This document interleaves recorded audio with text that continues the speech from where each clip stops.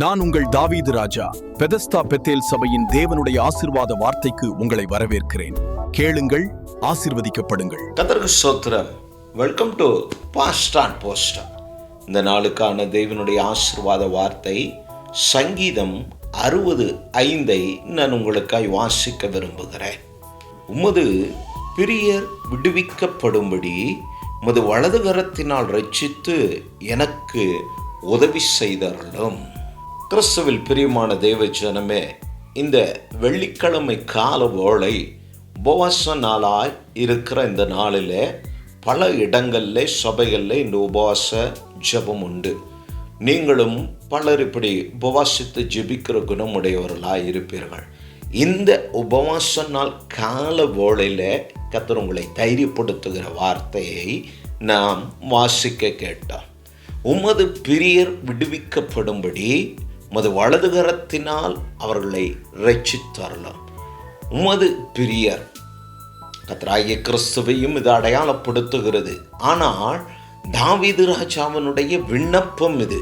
இந்த கால வேளை நம்முடைய பிதாக்கள் சபை எகிப்திலிருந்து விடுவிக்கப்பட்ட அந்த ஜனம் கர்த்தருக்கு பிரியமான ஜனம்.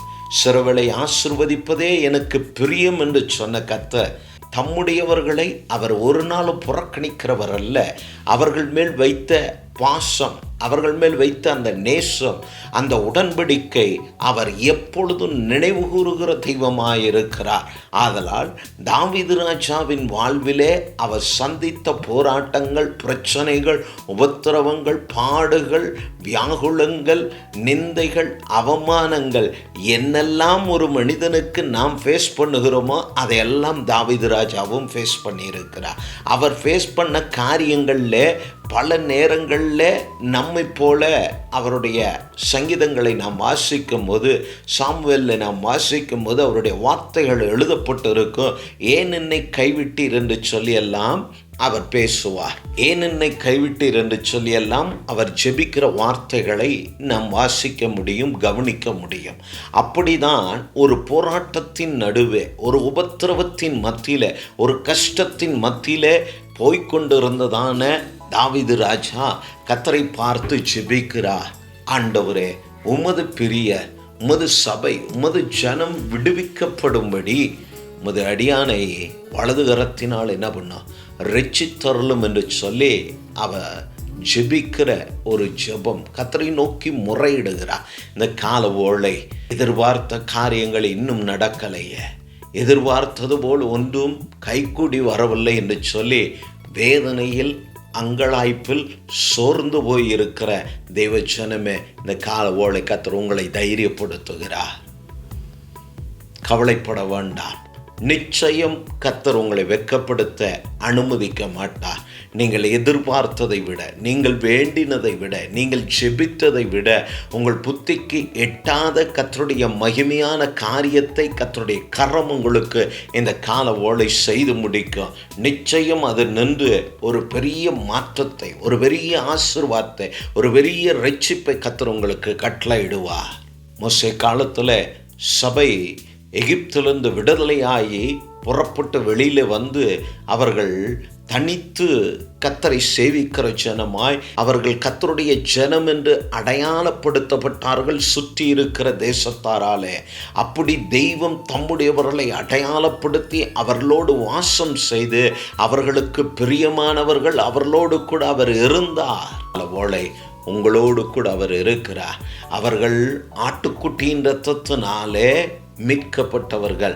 நாம் அவருடைய சொந்த குமாரனாய் கிறிஸ்து இயேசுவின் நாமத்தினால் நாம் மீட்கப்பட்டபடினாலே நிச்சயம் மீட்கப்பட்ட உங்களை அவர் நிச்சயமாக ரட்சிப்பார். இந்த நாளில் கர்த்தர் உங்கள் போராட்டத்தை நின்று, உங்கள் கண்ணீரில் நின்று, உங்கள் கஷ்டத்தை நின்று, உங்கள் பாடுகள் நின்று, உங்கள் தேவையான நெருக்கத்தை நின்று அவரே உங்களை ரட்சித்து, உங்களை விடுவித்து, தம்முடைய நாமத்தை உங்களை கொண்டு மகிமைப்படுத்த அவர் போதுமான கர்த்தராயிருக்கிறார். இஸ்ரவேல் ஜனங்கள் எகிப்திலிருந்து வெளியே வந்தபோது மோசே சபை பார்த்து சொன்ன பல வார்த்தைகள் உண்டு. அதில் ஒரு வார்த்தை எனக்கு நினைவு வருகிறது. அது என்னவெனில், கர்த்தாவே உம்முடைய வலதுகரம் பகைஞனை நொறுக்கிவிட்டது. தாவீது ராஜா, கர்த்தாவே உமது வலதுகரம் என்னை ரட்சிப்பதாக என்று ஜெபிக்கிறார். முன்பு தங்கள் பிதாக்களை சத்துருக்களுக்கு, அவர்களை விட பலமுள்ளவர்களுடைய கைக்கு அவர்களை ரட்சித்தார். அவர்கள் சத்துருக்களை அவர் நொறுக்கினார். கர்த்தருக்கு பிரியமான தேவ ஜனமாகிய சபைக்கு விரோதமான பகைஞனை, எதிராளியை, அவர்களை அடிமைப்படுத்தினவனை, அவர்களை வேதனைப்படுத்தினவனை, அவர்களை கஷ்டப்படுத்தினவனை, அவர்களுக்கான கூலியை கொடாமல் அவர்களை இம்சை கொடுத்தவனை கர்த்தருடைய கரம் நொறுக்கி போட்டது என்று சொல்லி அவர்கள் கர்த்தரை பாடி துதித்தார்கள். இந்த கால ஓலை இப்படி கர்த்தர் உங்கள் பகைஞனை, உங்கள் சத்துருக்களை, உங்களை நெருக்குகிறவனை, உங்கள் கண்ணீர் வடிக்க வைக்கிறோம், உங்கள் பிள்ளைகள் வாழ்வை நாசப்படுத்துகிறவனை, உங்களுடைய வரத்தை, உங்கள் சம்பளத்தை, உங்கள் பணத்தை, உங்கள் சரீர சுகத்தை கெடுக்கிறவனை கர்த்தருடைய கரம் இந்த கால ஓலை நொறுக்கி போடு. அவர்களுக்கு மாத்திரமல்ல, இன்று கூப்பிடுகிற உங்களுக்கும் அவர் தெய்வமாயிருக்கிறார். ஆதலால் தாவீது ராஜா ஜெபித்தது போல இந்த கால ஓலை நீங்களும் ஜெபிக்கிறவர்களாய் கர்த்தரை நோக்கி முறையிட்டு, கர்த்தாவே உமது வலது கரம் என்னை ரட்சிக்கட்டும், உமது பெரிய என் ஜனம், என் பிள்ளைகள், என் குடும்பம், எங்களுடைய காரியத்தில் நின்று எனக்கு ஒரு ரட்சிப்பு, ஒரு விடுதலை தாரும் என்று சொல்லி இந்த கால ஓலை நீங்கள் கேட்பீர்களானால், கர்த்தரை நோக்கி முறையிடுவீர்களானால், கர்த்தரை நோக்கி விண்ணப்பிப்பீர்களானால், ஜெபிப்பீர்களானால், நிச்சயமாய் நம்முடைய பிதாக்களை தெய்வம் விடுவித்தது போல இந்த கால ஓலை கர்த்தர் உங்களை விடுவிப்பார் என்று தைரியப்படுத்துகிறேன். நான் கிறிஸ்துவில் பிரியமான தேவ ஜனமே, அதே இஸ்ரவேல் ஜனங்கள் எகிப்திலே விடுதலையாக்கப்பட்டு பின்பு சபை மோசேக்கு முன்பு நடத்தப்பட்டு கொண்டிருந்த காலங்கள், கடைசியாய் மோசேனுடைய மரணத்துக்கு முன்பு உபாகமம் 7ஆம் அதிகாரத்தில் ஒரு வார்த்தை உண்டு. அதையும் கூட நான் உங்களுக்காய் வாசிக்க விரும்புகிறேன். 7ஆம் 8ஆம் வசனம், சகல ஜனங்களிலும் நீங்கள் திரட்சியான ஜனம் என்று கர்த்தர் உங்கள் பேரில் அன்பு வைத்து உங்களை தெரிந்து கொள்ளவில்லை. நீங்கள் சகல ஜனங்களிலும் கொஞ்சமாயிருந்தீர்கள். கர்த்தர் உங்களில் அன்பு கூர்ந்ததினாலும் உங்கள் பிதாக்களுக்கு இட்ட ஆணையை காக்க வேண்டும் என்பதினாலும் கர்த்தர் பலத்த கையினால் உங்களை புறப்பட பண்ணி அடிமைத்தன வீடாகிய எகிப்து நின்று அதன் ராஜாவான பார்வோனின் கையில் நின்று உங்களை மீட்டு கொண்டார். அவர் எளியவனுக்கு உதவி செய்கிற தெய்வம். நீதிமானுக்காக ஒருத்தன் மரிப்பது சாதாரண விஷயங்க. ஆனால் உங்களுக்காக, எனக்காக, இந்த உலகத்தின் மானுடருக்காக, ஒவ்வொரு மனிதனுக்காக இயேசு தன் ஜீவனை கொடுத்தாரே, அதே தான் இங்கேயும் சொல்லுகிறார். நீங்கள் ஒரு பலத்த சாதி, ஒரு பெரிய கூட்டம் என்று நான் உதவி செய்யவில்லை. நீங்கள் சிறியவர்களாயிருந்தீர்கள். ஆனால் உங்கள் பிதாக்களுக்கிட்ட ஆணையை நிறைவேற்ற வேண்டும் என்று, உங்கள் பிதாக்களுக்கு நான் கொடுத்த வாக்கை நிறைவேற்ற வேண்டும் என்று இந்த கால ஓலை கர்த்தர் உங்களை விடுவிக்க, உங்களை கஷ்டப்படுத்துகிற, போராடுகிற போராட்டத்தை நின்று உங்களை அந்த அடிமைத்தன வீடாகிய எகிப்து நின்றும் ராஜாவாகிய பார்வோனுடைய கைக்கும் மீட்டு கொண்ட அந்த கரம் இன்னும் குறுகி போகவில்லை. நீட்டப்பட்ட கரம் இந்த கால ஓலை இருக்கிற இடங்களில் உங்களை தொடுவதாக என்று சொல்லி ஊழியக்காரனாய் நான் இயேசுவின் நாமத்தினால நான் ஜெபித்து இந்த வார்த்தையை உங்களுக்காய் அனுப்புகிறேன். இந்த வார்த்தை உங்களுக்குள் கிரியை செய்யட்டும், உங்கள் வீடுகளில் கிரியை செய்யட்டும், உங்கள் சரீரத்தில் இப்படி கிரியை செய்து பிதாக்களை விடுவித்தது போல இந்த வாக்குத்தத்தத்தின் சுதந்திரவாளியாய், இக்கால சந்ததியாய், கர்த்தரை சுமந்து நடக்கிற இயேசுவின் பிள்ளையாய் வாழ்கிற உங்கள் வாழ்க்கையின் அடிமைத்தனத்து நின்று உங்களை கண்ட்ரோல் பண்ணுகிற எல்லா பார்வோன் போன்றதான கிரியைகளில் நின்று கர்த்தர் உங்களை மீட்டெடுத்து சாட்சியாய் நிறுத்துவார் என்று சொல்லி இந்த கால ஓலை தேவனுடைய ஊழியக்காரனாய் நான் உங்களை தைரியப்படுத்துகிறேன். ஆதலால் நீங்கள் பயப்பட வேண்டாம், எதை நினைத்தும் கலங்க வேண்டாம். எப்படி நடக்கும் என்று சொல்லி கர்த்தரால் கூடாதது ஒன்றுமில்லை. நீங்கள் கர்த்தருக்கு பிரியமானவர்கள். தம்முடைய சொந்த குமாரனை உங்களுக்காய் கொடுத்து உங்களை கிரயம் கொண்டிருக்கிறார். உங்களை இழப்பதற்கல்ல, உங்களை விட்டு விட்டு போவதற்கல்ல. நம்முடைய பாடுகள் நின்று, நம்முடைய போராட்டத்தில் நின்று நிச்சயமாய் விடுவிப்பா.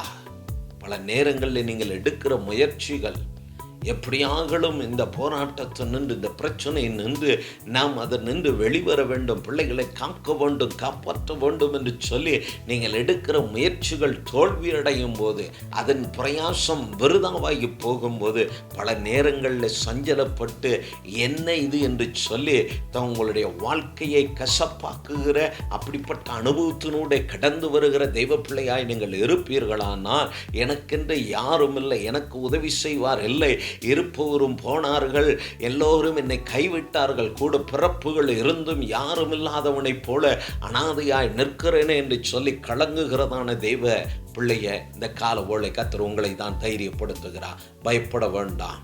கர்த்தருடைய வார்த்தை உங்களுக்காய் வருகிறது. சங்கீதம் 60:5 இந்த கால ஓலை அறிக்கையிடுங்க. அந்த வார்த்தையை கன்ஃபஸ் பண்ணுங்க.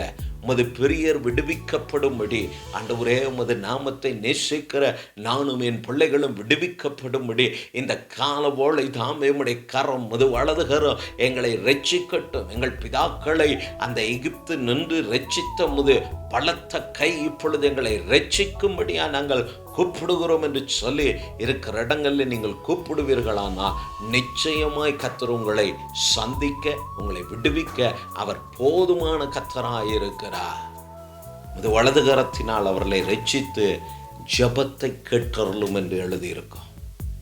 ஆம் தேவ ஜனமே, நம்முடைய ஜெபத்தை கேட்கிற தெய்வம், உங்கள் கூப்பிடுதலின் சத்தத்தை கேட்கிற தெய்வம், காதை உண்டாக்கினவர், அவர் கேட்கிறவர்.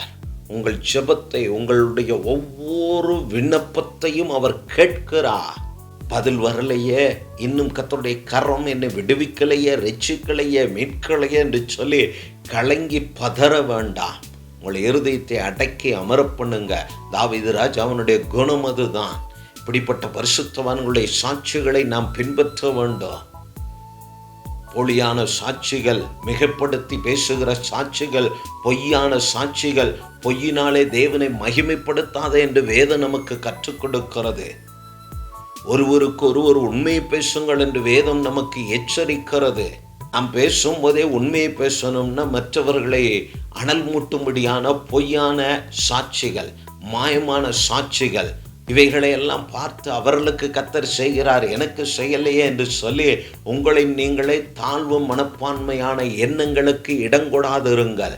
இது பிசாசனுடைய ஒரு தந்திரம்.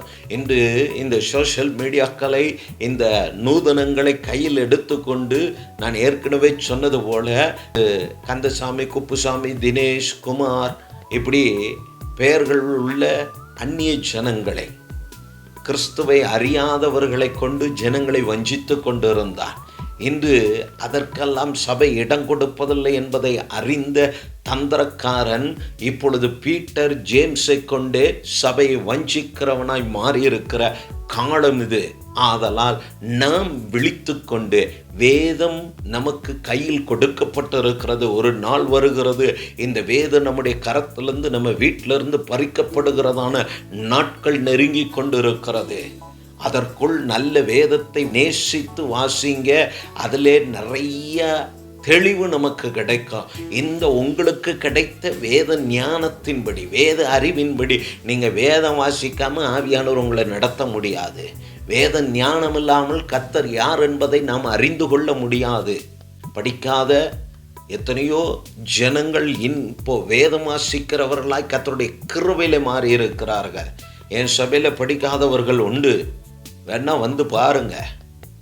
அவருக்கு இப்பவும் படிக்க தெரியாது, ஆனால் சபையில் கொடுக்கிற வார்த்தைகள், வாக்குத்தத்தங்களை அதை மைண்டில் வைத்து சரியாய் வேதத்தில் எந்த பேஜும் அந்த பேஜுக்கு பிரட்டி அந்த நம்பரை மனதில் வைத்து சரியாய் அந்த இடத்துல அவர் குறிப்பிட்டு மார்க் பண்ணி அதில் கை வைத்து அந்த வார்த்தையை வாசிக்கிறார்கள். படிக்க தெரியாத அவர்களே ஏறக்குறைய 3/4 மணி நேரம் இப்படி வாசிக்கிறார்கள்.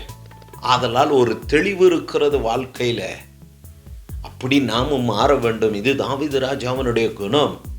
1000 நாளை பார்க்கலாம் அது பிரகாரத்தில் இருக்கிற ஒரு நாள் நல்லது. நான் ராஜாவானாலும் நான் ஸ்தானத்திலே ஆசாரியனுக்கு நிகராய் நான் உட்காருவேன் இருப்பேன் என்று சொல்லல. தேவாலயத்தின் வாசற்படியில் நிற்பதை நான் விரும்புகிறேன். இந்த எத்தனையோ பிரபலங்கள் ரட்சிக்கப்பட்டு 6 மாதம் கூட விசுவாசியாக இருக்கிறதுல பாஸ்டாக மாறுறாங்க. அவனே அடுத்த இன்னும் 2 வருஷத்தில் தேவனுக்கான தேவ மனுஷனாய் ஊழியக்காரனாய் நிற்பானான்னா பெரிய கேள்வியாக இருக்கிறது. ஏன் அனுபவம் இல்லாமல் ஆர்வத்தில் சாட்சி என்ற பேரில் எழும்பி சபை வஞ்சிக்கப்படுகிற இந்த காலங்களில் இந்த பரிசுத்தவான்களைப் போல நாம் நெருக்கப்படுகிற நேரமானாலும் கஷ்டப்படுகிற நேரமானாலும் நம்மை சுற்றி நம்மை விடுவிக்க நமக்கு அனுகூலம் செய்ய உதவி செய்ய இருந்தாலும் இல்லைனாலும் கர்த்தரை நோக்கி கூப்பிடுகிறவர்களாய் நாம் இருப்போமானா நிச்சயமாய் கர்த்தர் தம்முடைய வலதுகரத்தின் புயத்தின் பலத்தை இன்னதென்பதை நாமும் நம் சத்துருக்களும் அறியும்படி கர்த்தர் நிச்சயமாய் உங்களுக்கு கிருபை செய்வார். வெட்கப்பட்டு போகாதபடி கர்த்தருடைய கை இந்த காலவோடு உங்களை நிச்சயமாய் விடுவிக்கும். கண்களை மூடி நாம் ஜெபிப்போம். பரலோகத்தின் பிதாவே, இந்த காலவோளைக்காய் ஸ்தோத்திரம். ஆசீர்வதிக்கப்பட்டதான இந்த வெள்ளிக்கிழமை காலவோளையில் இந்த உபவாச நாளில் உபவாசித்து ஜெபிக்கிற ஆண்டவரே, உபவாச ஜெபத்துக்கு ஆயத்தமாகிற நம்முடைய ஜனத்தை கர்த்தர் நீங்கள் ஆசீர்வதிங்க.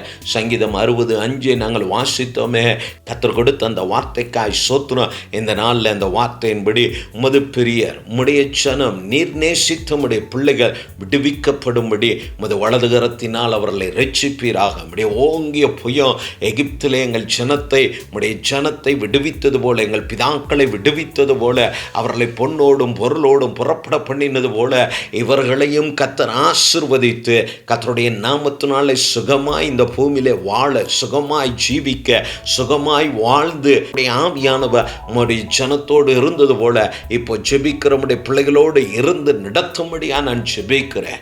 போராடுகிற போராட்டங்கள், சரீரத்தின் வியாதிகள் மாறி மாறி, பலவீனங்கள் மாறி மாறி, போராட்டங்கள் மாறி மாறி, கஷ்டங்கள் நஷ்டங்கள் என்று அழுகிற புலம்புகிற நம்முடைய பிள்ளைகளுடைய போராட்டமும் கஷ்டமும் நஷ்டமும் வியாதி வேதனையும் மாறுவதாக. நசனாகிய இயேசுவின் நாமத்தினால இவர்களை கெடுக்கிற, இவர்களை அடிமைப்படுத்துகிற எல்லா அடிமைத்தனத்தின், எல்லா பலவீனத்தின், எல்லா பிசாசின் கிரியை நின்று, எல்லா மனுஷிக கிரியை நின்று ஒளிக்காரன் நான் இயேசுவின் நாமத்தினாலே ஜெபிக்கிற இந்நேரத்தில் நம்முடைய பிள்ளைகள் விட்டுவிக்கப்படுவார்களாக என்று சொல்லி கர்த்தருடைய நாமத்தினால் நான் இவர்களை விட்டுவிக்கிறேன். ஆண்டவரே, தொடர்ந்து உம்முடைய நாமத்திற்காய் நாங்கள் வாழ, உம்முடைய சாட்சியாக ஜீவனம் பண்ண கர்த்தர் நடத்தும். கிருபையிலே வையும், ஆசீர்வதியும். இயேசுவின் நாமத்தினாலே பிதாவே, ஆமென், ஆமென். மீண்டும் தேவனுடைய ஆசீர்வாத வார்த்தை உங்கள் கொண்டு வருகிற வரை கர்த்தர் உங்களோடு இருப்பாராக. கர்த்தர் உங்களை ஆசீர்வதிப்பாராக. நான் உங்கள் நம்பிக்கையின் தந்தை ஆபிரகாம். பாஸ்டர் ஆன் போஸ்டர் சேனலை பார்வையிட்டதுக்கு நன்றி. லைக் பண்ணுங்க, ஷேர் பண்ணுங்க, சப்ஸ்கிரைப் பண்ண மறக்காதீங்க.